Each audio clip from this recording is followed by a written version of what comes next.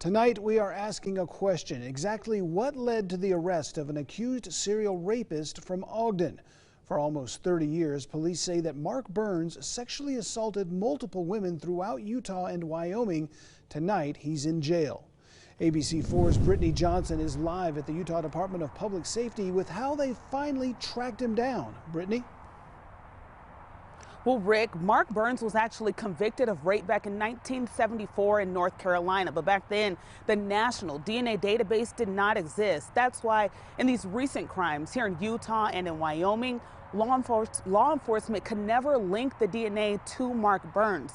But as it turns out, his half-brother actually entered his own DNA into a genealogy website. And here's how that eventually led to the arrest of Mark Burns.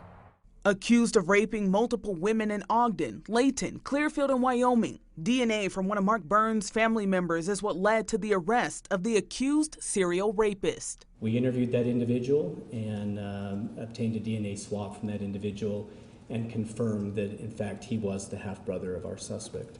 The test excluded the half-brother as a suspect and gave investigators a strong lead into Burns. It's called genealogical DNA testing. We're seeing this trend around the country in different jurisdictions.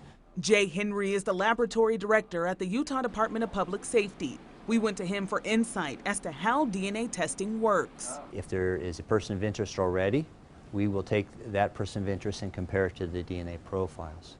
If there's not a match or we don't make an association, then what we'll do is we'll put that unknown profile into the database. Once you put those samples into the database, it's always constantly searching. Scientists can analyze the DNA and evidence samples to see if it matches the suspect's DNA. What we would do is develop your DNA profile and compare it to the crime scene profile.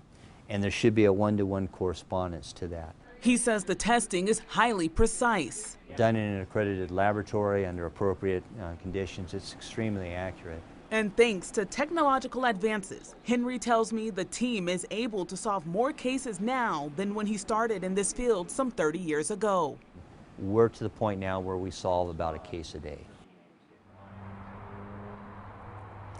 Well, police believe that Mark Burns has committed additional crimes in the western portion of the United States, and they're asking law enforcement to take a close look at their open cases. Reporting live tonight in Taylorsville, I'm Brittany Johnson, ABC4 News.